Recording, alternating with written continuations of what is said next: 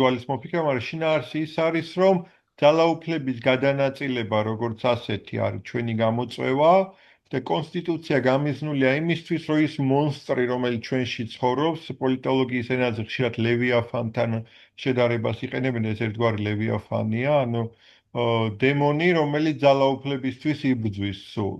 ამ შემთხვევაში სახელმწიფო ძალაუფლებისთვის, როგორ დავაბორკილოთ, ასე ვთქვათ, კონსტიტუციით ისე, რომ მისი, ასე ვთქვათ, ძალაუფლებისთვის ტოლვა არ გაცდეს საზღვრებს და კაცობრიობის წინააღმდეგ, საზოგადოების წინააღმდეგ არ მოტრიალდეს.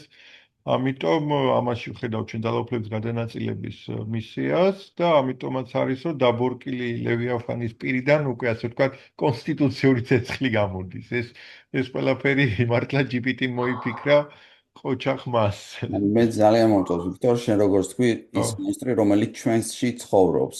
კი, ეს რა თქმა ასე, უნდა. იმიტომ რომ ეს ადამიანის კეთილ ბუნებაზე არ არის მარტო დამოკიდებული, ანუ ყველა ადამიანი შეიძლება აღმოჩნდეს პიროვნება თუ პარტია ისეთ მდგომარეობაში, რომ მოისურვოს ძალაუფლების სრული მიტაცება.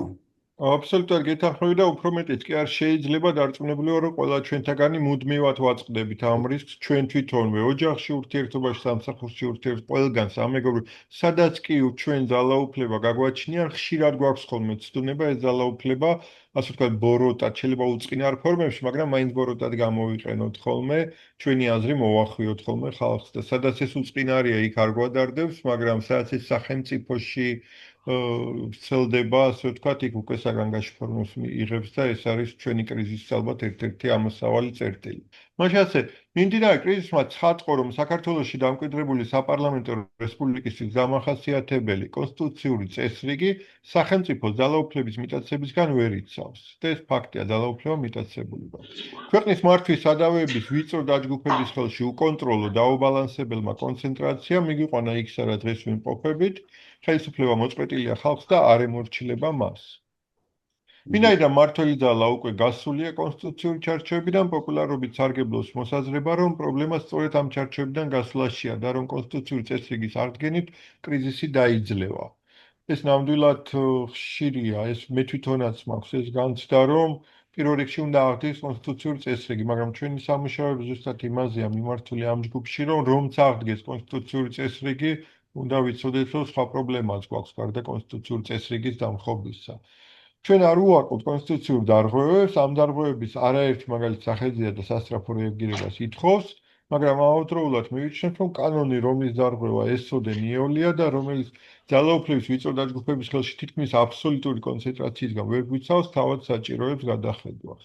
ამას მე მგონი თან ხვდებით, ანუ ეს შეიძლება იყოს სადავო, თქვა, შეიძლება ვიღაცა გამოვიდეს და თქვა, რომ ჩვენ კონსტიტუციითაც შეიძლება იყოს ეს ყველაფერი იდეალურად მოწყობილი, მაგრამ ჩვენი პირადი მოსაზრება ამ ჯგუფში რაც ვართ, სულ იმის გარშემო ტრიალებს, რომ ფიქრობთ, რომ არ გამოდის ამ კონსტიტუციის პარგლებში პარლამენტის, როგორც ასე ვთქვათ, ძალაუფლების მხოლოდ ერთ-ერთი კერის შენარჩუნება ის აი მართლაც გაველურებული ლევიაფანივით ბოლო-ბოლო ყველაფერს ედება და ყველაფერს გაკონტროლებას ცდილობს და ამის გამოა რომ ესეთი ასე ვთქვათ სუქცვანგის მდგომარეობაშია ქვეყანა ბოლო მეორე წელია უკვე. აქედან გამომდინარე ჩვენი სამუშაო ჯგუფი სწავლობს საქართველოს კონსტიტუციურ წყობაში არსებულ ძალაუფლების გადანაწილების პრინციპებს და მიდით დასკვნამდე, რომ მიუხედავად ტიპიური საპარლამენტო რესპუბლიკის დამახასიათებელი უწყებრივი თუ იერარქიული მრავალწახნაგიანობისა, მიუხედავად ურთიერთდამაბალანსებელი ინსტიტუციების მთელი რიგის ფორმალურად არსებობისა, სრული სახელმწიფო ძალაუფლება ფაქტობრივად ერთ ორგანოში, პარლამენტში კონცენტრირდება. ანუ ამით იმაზეა საუბარი, რომ რა თქმა უნდა, ბევრი რამე გვაქვს, უამრავი checks and balances ინსტიტუტი გვაქვს, უამრავი კონსტიტუციით განსაზღვრული ურთიერთმაკონტროლებელი ფუნქციები თითქოს გადანაწილებული სამინისტროებში, სხვადასხვა სამსახურებში, მაგრამ ბოლო-ბოლო რომ იკვლევ, ასე ვთქვათ, საიდან მოდის, ასე ვთქვათ, ვის დამილოიალობა არის ამა თუ იმ ორგანიზაციის ან უწყების ფუნქციონირების ასე ვთქვათ, საფუძველი და წყარო, ხვდები, რომ პარლამენტთან ურთიერთობის გაფუჭება არ აწყობს არც ერთ უწყებას. იმიტომ ეს შეიძლება აისახოს მათ ხელფასებზე, მათ თანამდებობებზე, ან მათ პოლიტიკურ დევნაზე და ასე. ძალაუფლების ესოდენ მაღალი დოზით ერთ ორგანოში კონცენტრაცია დაუშვებელია, ეს გარდაულად აქციოს პარლამენტს იმ მონსტრად, რომლის ხალხზე დაქვემდებარება სულ უფრო რთულდება. სწორედ ამიტომ ჩვენ მუშაობთ ძალაუფლების გადანაწილების უფრო ეფექტურ და სამართლიან მოდელზე, რომლის ფარგლებშიც, უკაცრავად აქ, რომლის ფარგლებშიც ხელისუფლების მიტაცების რისკები მაქსიმალურად მცირდება, ძლიერდება რა ძალაუფლების ალტერნატიული კერები, რომლებზეც პარლამენტის გავლენა მკაცრად შებოჭილ ხასიათს ატარებს.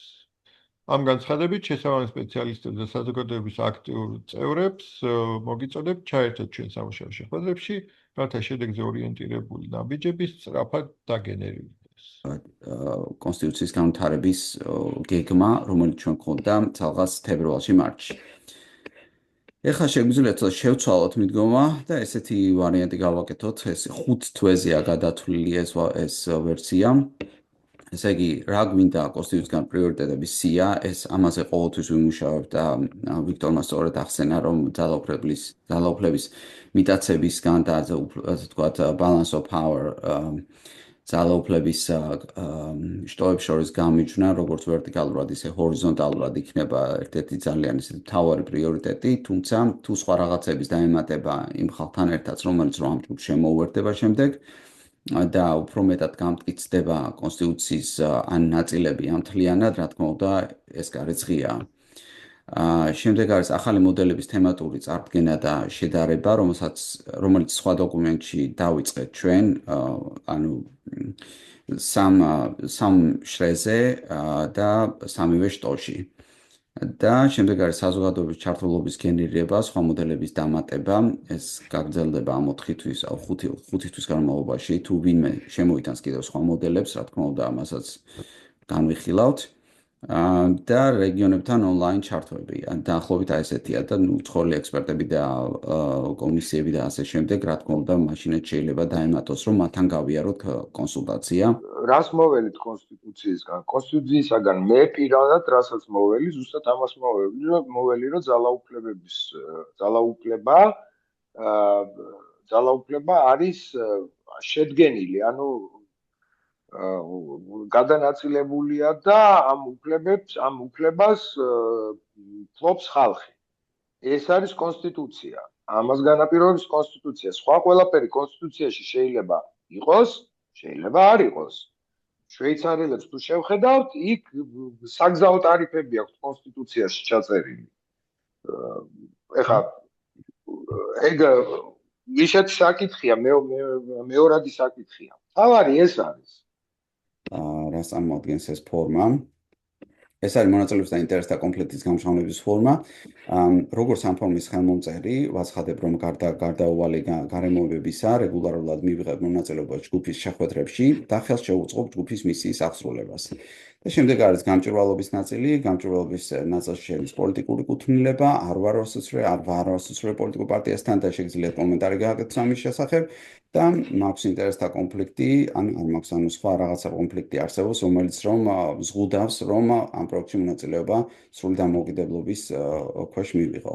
და შემდეგ ხელმოწერა თარიღი და ეს ასე ვთქვათ იმ აქტორს, რომელიც ჩვენთან კონსტიტუციაზე მუშაობს, წარადგენს როგორც ან პოლიტიკური პარტიის შემადგენელ ნაწილად, ან ვთქვათ ინდივიდად, რომელთაც არ აქვს ეს კავშირები და ეს გვეხმარება შემდეგ მივიღოთ გადაწყვეტილებები ვის შეუძლია ვთქვათ ვოუთინგი გააკეთოს ამ ჯგუფში, რა თუ აქვს ეს პარტიული კუთვნილება, მე უფრო მხარს დაუჭერდი, რომ ჯგუფის პარტიულ წევრს აქვს მონაწილეობის უფლება, მაგრამ არ აქვს მის მიცემის უფლება, როდესაც არის საჭირო გადაწყვეტილების მიღება, რადგან კონსტიტუციის ავტორი, ასე ვთქვათ, ჩემი შეხედულებით უნდა იყოს აბსოლუტურად ხალხი და არ უნდა იყოს აქ პარტიული, აი წეგან რომ ლაპარაკობდით ხო, სწორედ მიტაცებაზე, ძალაუფლების ეს ინტერესები უნდა იყოს მაქსიმალურად ჩამოკლებული ამ თემას. ჩვენ მუშაობთ კონსტიტუციის მოდელებზე და ძირითადი ფოკუსი, უпроსტად მთლიანი ფოკუსი ჩვენი არის ძალაუფლების გადანაწილების საკითხებზე.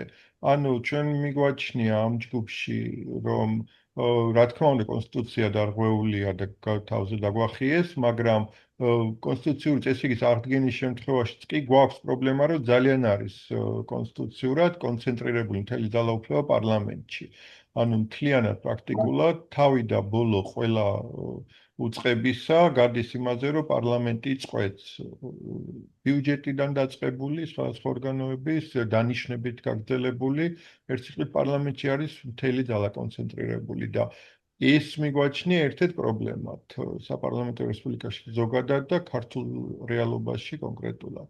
და ამის გარშემო მუშაობთ, ანუ რა შეიძლება ამის გასანეიტრალებლად გაკეთდეს. შეიძლება თუ არა ძალაუფლების ახალი კერების გაჩენა, ანუ თუნდაც პრეზიდენტი რო არჩევითია, უკვე რაღაც დონეზე გადადის ეს ნაწილი ძალაუფლებისა პირდაპირ არჩევითობაზეა, ხო? პირდაპირ არჩევითობაზე კეთილი, დიახ, ამიტომ ამის გარშემო მიდის მუშაობა, ერთ-ერთი წევრია ჩვენი დართა კიზირია, რომელსაც თავისი მოდელი აქვს რაღაც დონეზე დამუშავების პროცესში, მეორე ვასილს აქვს თავისი მოდელი და თუ თქვენ ინებებთ, რახან თქვენ ბრძანეთ, რომ თქვენს გაქვთ გარკვეული შეხედულებები კონსტიტუციაზე, თუ თქვენი შეხედულებები ეხება ამ საკითხსაც, ჩვენ ძალიან გაგვიხარდებოდა თუ შემდეგი შეხვედრისთვის თქვენს ხედვას იმის შესახებ ძალაუფლების უფრო ეფექტურად გადანაწილებისთვის, რომ ძალაუფლების მიტაცების რისკები ნაკლებად იყოს, რომ ეფექტური იყოს ამ ძალაუფლების გადანაწილება. იქნება ეს შტოებს შორის აღმასრულებელი გასაკანონმდებლო სასამართლო თუ რეგიონსა და ცენტრს შორის, აი მაგალითად სოსო მუშაობს რეგიონსა და ცენტრს შორის დეცენტრალიზაციის საკითხებზე, თემის ფუნქცია რა უნდა იყოს, რეგიონის ფუნქცია რა უნდა იყოს მუნიციპალიტეტის გაზშემო. თუ თქვენ გაქვთ აი ამ ტიპის საკითხებზე, ძალაუფლების გადანაწილების საკითხებზე, თქვენი მოსაზრებები ძალიან გაგვიხარდება ნებისმიერი ფორმატით შემდეგ შეხვედრაზე თუ დავწერთ დოკუმენტს და მოგაწვდეთ მერე. ჩვენ გვაქვს ესე თქვათ ესეთი მიდგომა ამასთან დაკავშირებით, რომ ანუ ჰორიზონტალური გადანაწილება და ვერტიკალური გადანაწილება ძალაუფლების ჰორიზონტალურში ითვლება სამი შტო სახელმწიფოსი, აღმასრულებელი, საკანონმდებლო და სასამართლო და ვერტიკალურში ითვლება საქართველოს ზომებიდან გამომდინარე, რატომაც ესე წარმოვიდგენია რამოდენიმეს აქ, რომ უნდა იყოს სამი შრე, ეს იქნება ცენტრი, იქნება მუნიციპალიტეტი და შემდეგ იქნება თემი. თვითონ თემის განსაზღვრება რას წარმოადგენს და დეფინიცია, ესეც იმაზე მუშაობს ხოლმე სოსო, ხშირად რუკას ხსნით ხოლმე და იქ უყურებთ, რომ როგორ შეიძლება ვთქვათ აი მაგალითად წყლის მომარაგება იქნება ეს არჩევნები და ასე შემდეგ დაორგანიზდეს და თემს რა ქმნის თემად. არის რა თქმა უნდა ისეთი შეხედულებათ, რომ იქნებ კიდევ ერთი შრე იყოს მაგალითად რეგიონის და შემდეგ იმის ქვეშ იყოს მუნიციპალიტეტი. მაშინ 4-შრიანი სისტემა გამოდის და ცოტა ესეთი ბიუროკრატიული კომპლექსიტი ემატება რა, სირთულეები ემატება ამას. ამის საჭიროება შეიძლება არ იყოს, მაგრამ მიდგომა დაახლოებით ასეთია, რომ ვერტიკალურ და ჰორიზონტალურ ჭრილში როგორ შეიძლება რომ განვიხილოთ ეს საკითხი, რაც შეეხება განსაკუთრებით ძალაუფლების მიტაცების საშუალებებს. და ასე ვთქვათ, სტრეს ტესტი გაუკეთოთ ამ სისტემას და ამასთან დაკავშირებით არის დოკუმენტი, მე ამას რომ ჩემო ხვალ ჯგუფში ხომ მე მოგცეთ ამაზე მითითებას, ყველას მიცემ მითითებას იმაზე. თუ როგორ სად არის ეს დოკუმენტი, რომ შეხედოთ აი ამ არსებულ მოდელებს და ვთქვათ სხვა ნაწილებიც იქ შეიძლება შემდეგ ჩაიმატოს იგივე ფორმატში, აი ამ ჭრილების ფორმატში, რომ ასე ვთქვათ ვაშლივას შევადაროთ გვერდით. კეთილი. სიამოვნებით მიდრობ მონაწილეობას პროცესში. გაიხარეთ და ერთ-ერთი ბარემკეთი თორის სიტყვით კიდე რომ ფორმა ესეთი გვაქვს მუშაობის რაღაც მე მგონი გამოგვდის რომ ვისაც აქვს თავისი ხედვა დოკუმენტი ნებისმიერი ფორმით წარმოადგენს როგორც ინებებს უბრალოდ თვითონვე ახდენს ერთგვარ პრეზენტაციას შეხვედრაზე და თქვენ თვითონვე რო წაიკითხოთ გააზიაროთ ეკრანი და როგორც ინებებთ მოგვიყვეთ რომ ჩვენ გქონდეს საშუალება ავტორისგან გავიცნოთ უკეთესად და კითხვების დავსვათ რომ სწრაფად გავიაზროთ. კარგით, დროებით. ამბობდეს მადლობა. დროებით, სასიამოვნო. ალბათ კარგით, მადლობა. კარგად გრძანდებოდეს. კარგად. მადლობა ყველას.